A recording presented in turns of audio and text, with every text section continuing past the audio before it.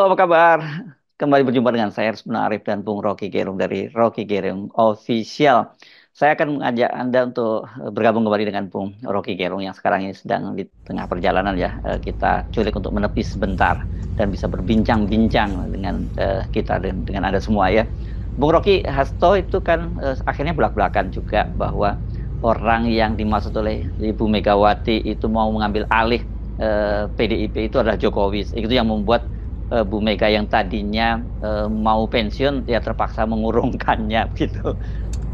Akhirnya makin terbuka semua pihak yang pernah diancam oleh Presiden Jokowi mulai bicara terang-terangan. Ibu Mega sinyalnya jelas bahwa PDIP dari awal memang hendak diambil alih Jokowi. Jadi apa yang dikatakan Pak Hasto sebagai sekjen yang tahu tentang lika-liku politik Jokowi itu tidak mungkin diabaikan sebagai fakta. Jadi kita mulai menduga bahwa sebetulnya mungkin sejak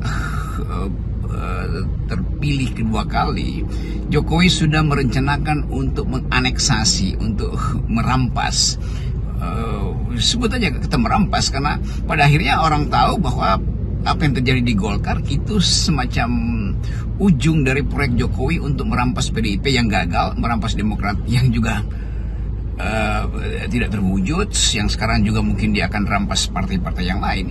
Jadi kita mau jujur mengatakan bahwa pada akhirnya kita mesti terangkan watak dari presiden kita itu Jokowi, bahwa dia buruk sebagai kepala negara, dia berbahaya sebagai presiden. Tentu banyak orang yang masih mengelulukan beliau, tetapi kalau kita tidak membuka aib dari seseorang yang dipilih secara sangat dramatis dari 2014, beliau dielulukan, dipamerkan ke publik sebagai seorang yang sederhana, bajunya dibuat sedemikian rupa sehingga jumlah perlengkapan di tubuhnya tuh tidak lebih dari 1 juta rupiah. Nah sekarang kita lihat apa watak aslinya yang sering memang orang katakan diuji di dalam hal yang sehari-hari dia praktekkan, kan itu ujiannya, bukan apa yang dipamerkan di laptopnya atau dielulukan oleh lembaga survei. Jadi kita memastikan bahwa Jokowi punya watak yang anti demokrasi atau bahkan yang ingin melenyapkan demokrasi. Dan jalan pikiran ini juga mulai disepakati oleh mereka yang ada di Australia, para peneliti Indonesia, di Amerika juga, yang dulunya menganggap bahwa Jokowi adalah the new hope atau a new hope. Dan ternyata mereka akhirnya menyesali. Nah bagi kita atau bagi FNN yang dari awal menduga dengan kuat bahwa Jokowi ini orang yang manipulatif, licik segala macam, sekarang mulai terbaca kan. Jadi bukan karena kita anti Jokowi, tapi kita mulai memperhatikan gerak-gerik politiknya dari awal. Itu aja keunggulan kita di FNN. Perilaku politik Jokowi ini ya yang senang mencaplok itu, mengambil alih Golkar sekarang dan sebelumnya ingin mengambil alih PDIP, ini apa nggak berbahaya bagi Pak Prabowo sendiri? Karena bisa-bisa jadi nanti yang jadi target berikutnya yang akan diambil alih adalah Gerindra. Sekarang pertanyaan etisnya adalah apakah Pak Prabowo setelah mengetahui semua hal yang dari awal direncanakan oleh Jokowi, Pak Prabowo sekarang sadar bahwa juga itu berbahaya untuk meneruskan semacam koalisi dengan Pak Jokowi. Kan Jokowi akhirnya jadi liability, jadi beban bangsa ini dalam upaya kita menghidupkan demokrasi. Dan tentu bagi Prabowo liability ini juga mesti diselesaikan. Karena wacana publik hari ini, narasi, meme, talk show, semua mengarah pada upaya mengevaluasi perangai politik Jokowi itu, watak kekuasaan yang dia praktekkan, dan tiba pada kesimpulan bahwa ini Pak Jokowi sebagai aktor politik dia berbahaya di dalam sistem demokrasi. Jadi harus ada kesepakatan etis di kalangan warga Indonesia atau netizen yang berupaya memantau perilaku politik Jokowi, yaitu mengucapkan secara jujur apa yang kalian anggap ada pada Pak Jokowi. Di balik yang dielulukan sebagai dukungan publik, terlihat bahwa dukungan itu sebetulnya dimanipulasi oleh lembaga-lembaga survei. Sekarang coba disurvei misalnya, setelah ketahuan bahwa Jokowi mau mengambil alih PDIP, menurut pengakuan Pak Hasto yang membenarkan dugaan kuat dari Ibu Mega, Apa yang akan kalian sebutkan nanti sebagai pendukung Jokowi bila ternyata Erlangga itu juga memang hasil dari rekayasa Jokowi dan memang itu yang dikehendaki Jokowi? Apa yang kalian ingin ucapkan ketika PKB misalnya mulai dibelah oleh Jokowi, Demokrat sebelumnya? Jadi sebetulnya harus ada kejujuran dari teman-teman pemuja Pak Jokowi bahwa ada fakta keras yang dimunculkan akhirnya, dan semua fakta keras itu memang baru muncul ketika semua orang merasa bahwa ini keterlaluan nih Pak Jokowi ini. Saya sendiri menganggap dari awal Pak Jokowi tidak punya kapasitas untuk menghidupkan demokrasi, dan mereka masih menganggap Jokowi sedang membangun demokrasi. Loh, Jokowi itu tiba ketika Indonesia sudah demokratis. Jokowi memerintah 2014, sementara reformasi udah sejak 2000 udah selesai itu. Jadi sudah dibenerin oleh pengganti Pak Harto, yaitu Pak Habibie. Pak Habibie membuka ruang politik dan partai-partai tumbuh, tapi kemudian di ujungnya Jokowi menutup lagi kan. Di tengahnya ada Ibu Mega, Gus Dur, siapa lagi yang berperan untuk membangun institusi demokrasi. Sekarang institusinya masih ada partai politik, tetapi institusionalisasi berhenti.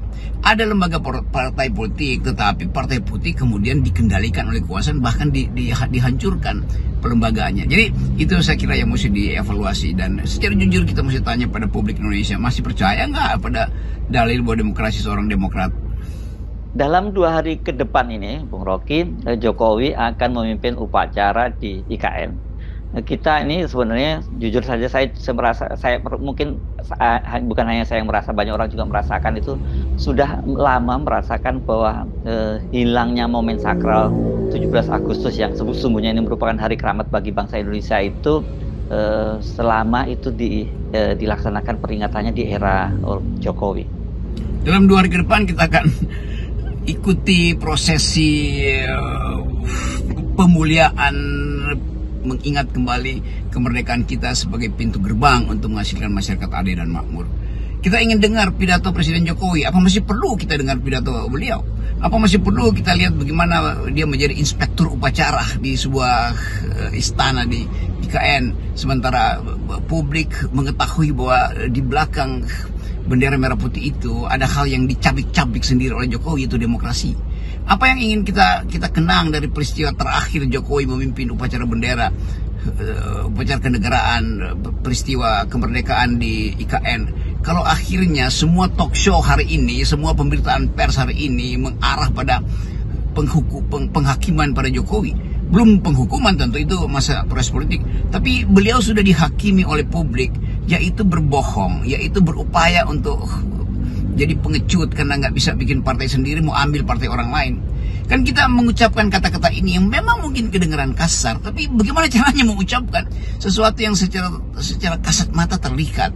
Kan kita tidak mungkin berbohong dengan meredupkan emosi atau membuat wajah tersenyum sambil melihat demokrasi dirusak oleh Jokowi.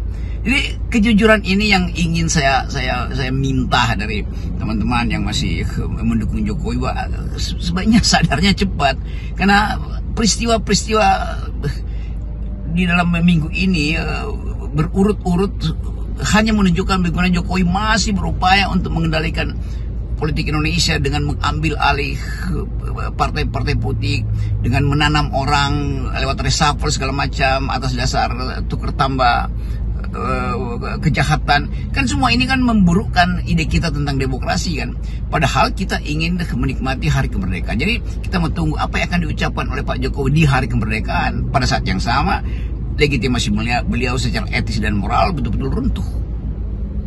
Iya, Bung Rocky. Saya sendiri ragu, apakah publik itu kalau ingin menyaksikan besok itu peringatan 17 Agustus itu, apakah memang mereka itu betul-betul ingin menyaksikan upacara 17 Agustus di IKN yang dipimpin oleh Jokowi, atau sebenarnya orang itu akan mencoba mengkalkulasi dengan biaya pemborosan biaya yang sampai hampir 100 miliar itu, apakah itu worth it begitu? Dan kemudian juga fokus orang sekarang itu besok saya kira bukan pada Pak Jokowi tapi pada anggota Paskibraka, karena sebelumnya ada anggota Paskibraka yang tidak boleh pakai jilbab, dilarang oleh pakai jilbab.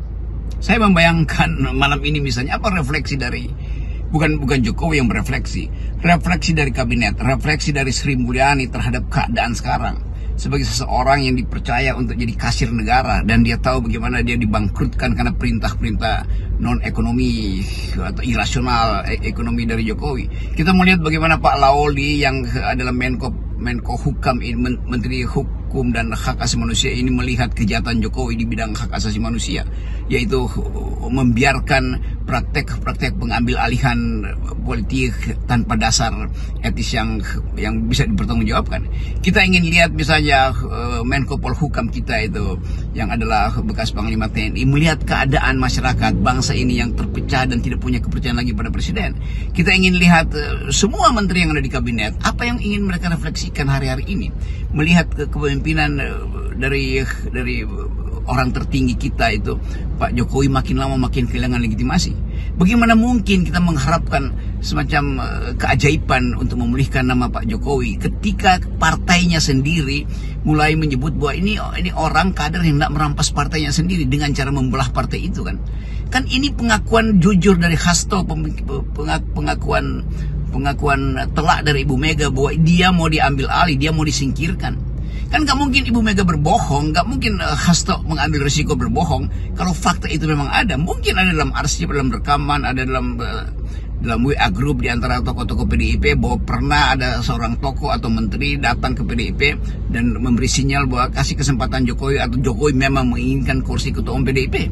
Jadi semua hal yang tadinya disembunyikan justru di hari-hari terakhir kita mau merayakan kemerdekaan terbuka. Nah itu yang saya maksud tadi. Bagaimana kita membandingkan keagungan pesta kemerdekaan kita diinspektur upacarai oleh Presiden Jokowi, sementara di belakang ada kasakusuk di kalangan kabinet. Itu bagaimana ya nasib kita nanti ya? Bagaimana ya caci maki nanti kalau Jokowi longsor apa yang akan terjadi ya pada Pak Prabowo nanti untuk memulihkan keadaan? Kan semua ini pertanyaan akademis sekaligus pertanyaan etis.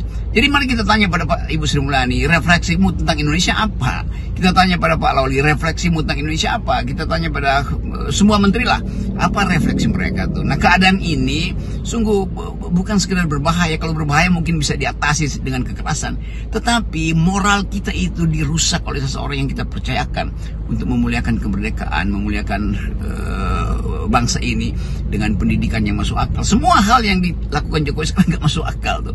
Tetapi tentu penghuni istana dan punakawannya masih bergembira tuh, dan bergembira di atas kerusakan moral demokrasi kita. Nah, menarik sekali kalau tadi Anda menyinggung soal refleksi menjelang 17-an ya. Tapi saya ragu ya Pak Jokowi juga akan melakukan refleksi begitu. Karena saya yakin yang dipikirkan oleh Pak Jokowi itu ya pasti fokus soal IKN dan bagaimana masa depan IKN. Ya itu intinya. Sementara nanti 17-an anak-anak lari karung, main petak umpet, panjat pinang, makan kerupuk.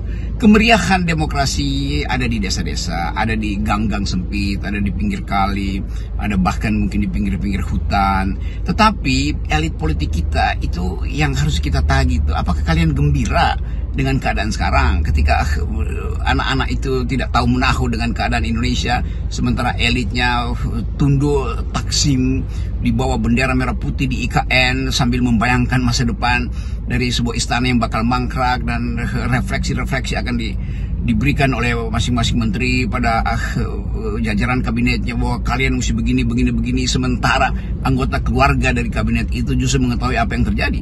Bagaimana mungkin kita lihat para menteri ini berbohong di depan publik dengan bahasa tubuh yang seolah-olah loyal, padahal sebetulnya keluarganya udah mencaci maki dia. Jadi kita tahu lah yang kita sebut persembunyian psikologi dari para menteri ini. Bahasa tubuh mereka itu udah palsu tuh, dan mulai disgusting, mulai menjijikkan melihat wajah-wajah yang seolah-olah dijemur oleh presiden sebagai kerupuk yang udah melempem, lalu ketawa-ketawa, hahaha, saling foto-foto, padahal mereka tahu bahwa mereka sebetulnya sekedar skrup yang sudah berkarat, yang nggak mungkin dipakai lagi untuk memperbaiki mesin politik. Kan kemampuan kita untuk menduga psikologi para menteri karena kita tahu watak mereka. Jadi mungkin ini semacam refleksi hari kemerdekaan. Saya mau katakan bahwa ada masanya ketika seseorang itu menipu satu orang, Ada masanya ketika seseorang itu menipu semua orang.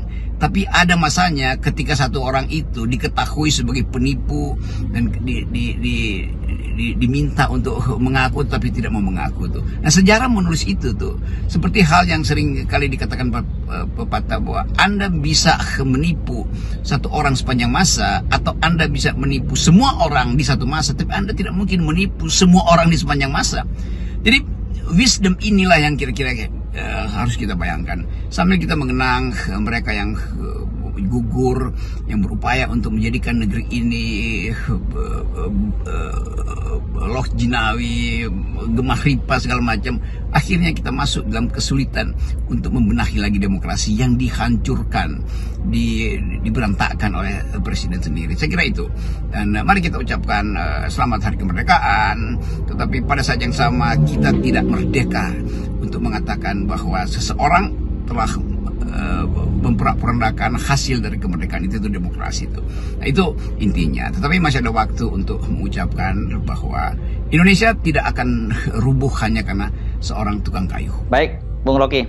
Salam akal sehat, salam 0%.